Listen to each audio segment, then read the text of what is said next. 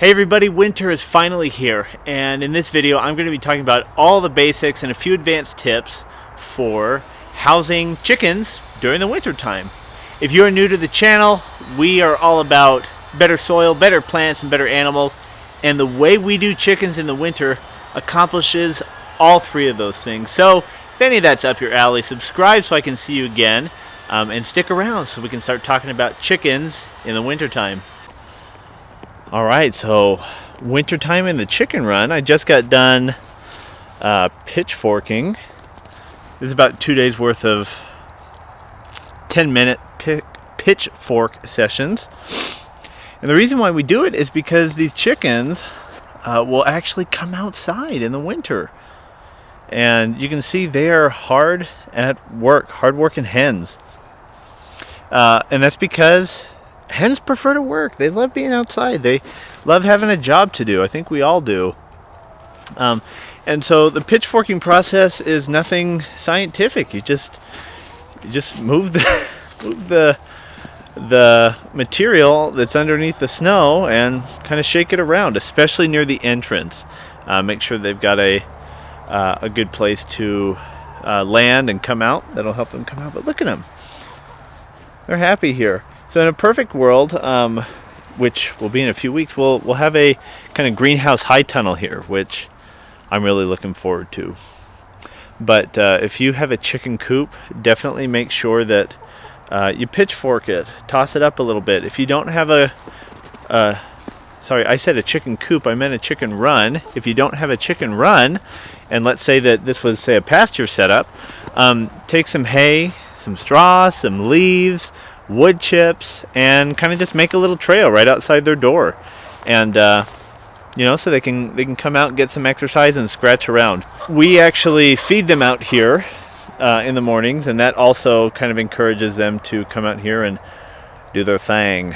All right, let's head into the actual coop. I'm on the pasture right now, so we let them go in the pasture when it's not awful like this.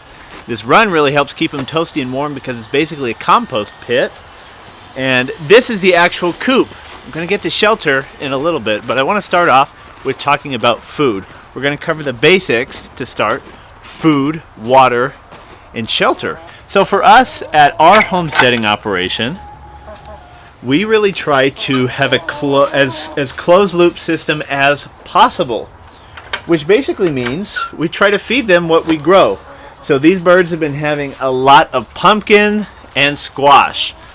And the watermelon just ran out. I think they are sick of pumpkin and squash. So next year, we are planning on growing as much as possible so we don't have to supplement throughout the year, and we can do very little food supplementation in the winter, which that's what we're talking about right now. So the things that you'll want to grow to help supplement your hens during the winter, there's a lot, but corn, sunflower, amaranth, sorghum, oats.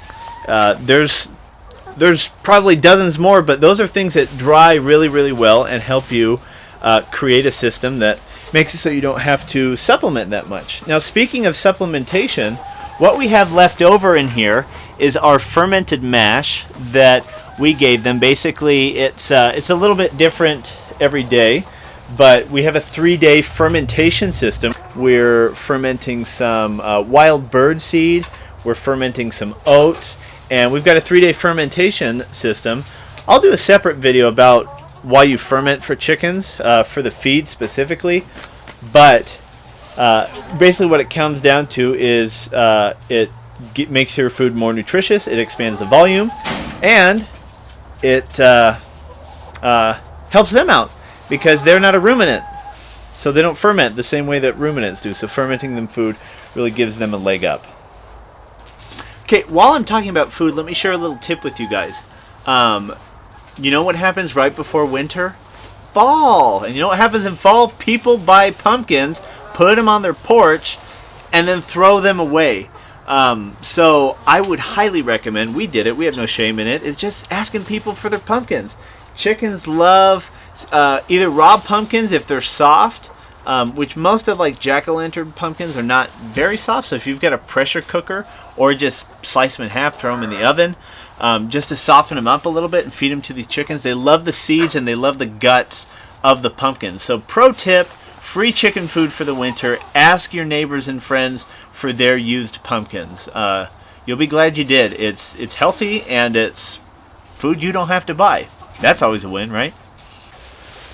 All right, we've been talking about food. Let's get to water. This is going to be pretty simple here, but so during the non-winter months, the non-freezing months, we have bigger water containers that we don't have to refill as often. Maybe if we had a bigger flock, we would get 2 of these because we have to refill this about every other day. I think it's 3 gallons, but it's plugged in, as you can see right there. It's just a de-icer. Pretty self-explanatory on water. Just make sure they have constant access to fresh water that is not frozen. Now, the other 2 things that I want to call out, let me open this rabbit cage that we keep them in. I said the other 2 things. It's really the one thing, but 2 ways to do it, and that is your buddy cayenne pepper. So I recommend 1 to 2 tablespoons every time you fill up one of these. What that does, it just warms up these hens' laying system. It just kind of helps them activate their immune system as well. Keeps them nice and healthy. And in my case, it's 2 to 3 times more eggs, okay? So highly recommend that. Now, there's another way to do it besides store-bought. I'm reaching around in the rabbit cage. And that is grow your own cayenne. So take a look in here. Get the scoop out of the way. So take a look in here. That's really pretty. Okay, so that's just some cayenne that we grew over the year, and it was really good. And so we just dried it, hung it, dried it, and food processored it, if that's a verb. And now it cuts down on cayenne cost. So that's great. I did not grow enough for the whole winter, so that's why we have this big old store-bought cayenne, but definitely do cayenne. And if you're worried about chickens, sorry for this weird angle, why don't you look at some chickens while I'm closing the rabbit cage. If you're worried about heat, like, oh no, the chickens, like cayenne water, that can't be good. Chickens can't taste, or at least from what I've heard from many, many sources, is that they do not taste or perceive spice level. So, do the cayenne. You'll be glad you did. Okay, let's go to shelter. So, I'm going to walk outside in a minute, but you can see from the inside, basically we just have this kind of skeleton wall. That's just some 2x4s put together. And on the outside, we have this greenhouse. It's not a tarp. It'll come to me, whatever the word is. Got this chicken right in front of the door. Come on, girl. And what we did is basically walled off one of our walls. And so 3 out of the 4 walls in these hens' setup is acting as a windbreak. So they have plenty of ventilation through this.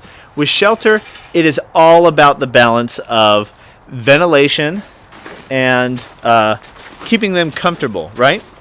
So let's walk over here. You can see this shelter. This is, I'm going to drop a link in the description. My wife did so much research to buy this greenhouse tarp. She's going to hate this. It's not called a tarp. What is it called? But I'm going to drop a link. We found this great place that does kind of like overstocked weird cuts. And we were actually going to use this to build a tunnel out here, a high tunnel, to help them compost, which will really just give them a nice warm place to do their thing in the wintertime, and let them have kind of an outdoor hangout where they can scratch around and compost in comfort. All right, so for my next thing on shelter, I'm going to head back inside and talk about deep bedding. Deep bedding is almost always your friend. I don't know why I said almost. It's always your friend in a chicken coop. So deep bedding, if you're unfamiliar with it, it's a very simple system. And it is just expose the ground and start putting stuff on it. Start putting carbon-rich material on it. So that could be wood chips. That could be leaves. In our case, you better believe we're using a lot of leaves. Okay? So You can see we've got a big stack right here. Again, something else that we do during the fall is we ask our friends and family, and sometimes we just take leaves off the street. But leaves are super valuable for us. You can see how deep this girl's going. Probably a good 6 inches down. By the end of the winter, I bet it'll be double or triple that. But the deep bedding helps in a lot of ways, okay? One, it's going to cut down immensely on your odor, okay? Two, it's going to give them something to do. See, all these girls, they're having a great time scratching, digging around. Three, heat. Oh my goodness, is it good for heat, right? The reason is because you're basically composting in your chicken coop. So in the springtime, I am terrible at estimating, but I would guess our coop is probably about 12 by 15, something like that, 12 by 15 feet. That's a lot of square feet of compost that we get to just amend our soil right away with. So it kills so many birds with one stone. I don't know why I'm talking about killing birds, because I definitely like my birds. So I'm not trying to kill them. Deep bedding is the way to go. We also use it for our nesting boxes. That's right. Love to see that. So here is something I want to talk about right now. You may have noticed this heat lamp while we're talking about shelter. Chickens do not actually require a heat lamp. They're fine, okay? At least in Utah, right? I mean, maybe in Alaska or places where, it's sub-zero Fahrenheit, we got a different situation. But the reason why we have this heat lamp is because we have all these young hens in here. You can kind of see pretty much everyone who's on this side is our young hens, and you can see kind of our older hens are over here. Most of them are actually out there scratching around. So the reason why we have that heat lamp is because they're so low on the pecking order that they don't really have a spot on the roost at night, and so they are more comfortable in these nesting boxes. Now, if you raise chickens, you know that chickens poop immensely while they sleep and nest, right? So these nesting boxes are pretty nasty, and so so the reason why we have this light is to incentivize them to say, hey, actually, please go up there. I promise you it's warmer than it is in here. Hasn't worked 100% of the time, but it has helped. So do you need a heat lamp? No, you do not. That is the reason why I have a heat lamp.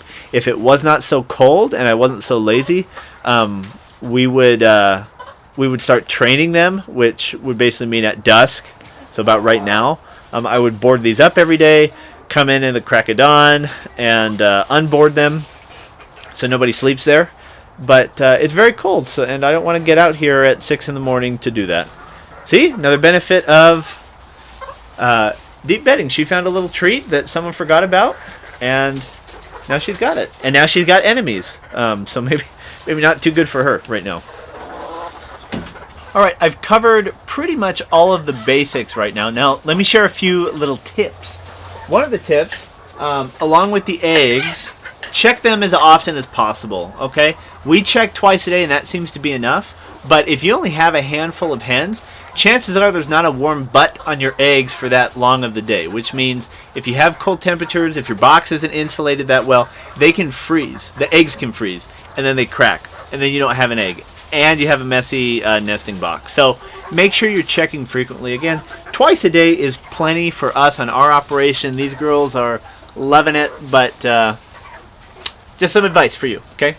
Two more little tips. One, light supplementation. You're going to see a lot of stuff online about, you put 2 or 3 big, massive, bright lights in here all day, trick the hens' bodies into thinking it's summertime.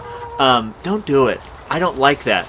The reason why I don't like it is, first and foremost, it's just not, I don't know, it just feels gross. Why would you do that to your hens? They're giving you eggs. Why do you need to trick them into feeling like it's a sweatshop egg operation? Okay, if that's the kind of stuff you're into, don't raise hens. Just buy junk eggs from the grocery store that have been bleached and have the grossest, palest, flattest yolks you'll ever see. If that's your jam, put lights up, okay? But if you want to give your hens quality life and extend the livelihood of their egg laying life, don't put up light supplementation. which brings me to my third and final random tip is diversify your flock. Okay?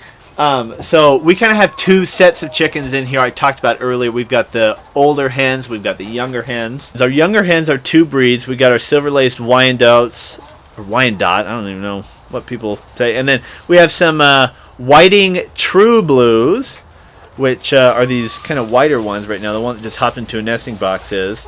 And they're already laying at 16 weeks. Crazy. Not all of them. We've only gotten like a few blue eggs, but very, very cool.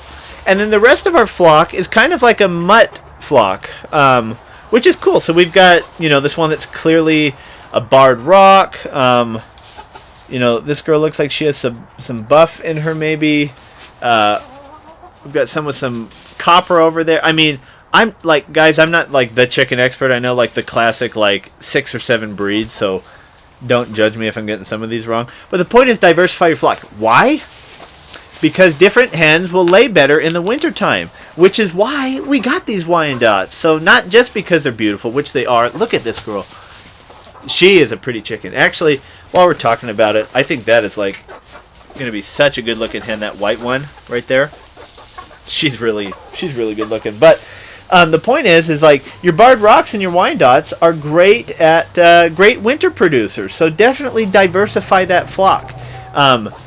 I know it can be pretty to just have one breed, and if that's your jam, that's your jam. But if you diversify your flock, you're just going to have better, more diverse egg production throughout the year. You're going to have more consistent egg production throughout the year, because some lay better in the heat, some in the cold.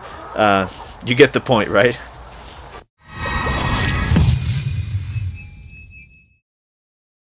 Well, as always, my videos are about 5 minutes longer than I anticipate them being, but it's because there's so much to talk about, so much stuff that I'm learning, that I'm doing, and I love sharing it with you guys.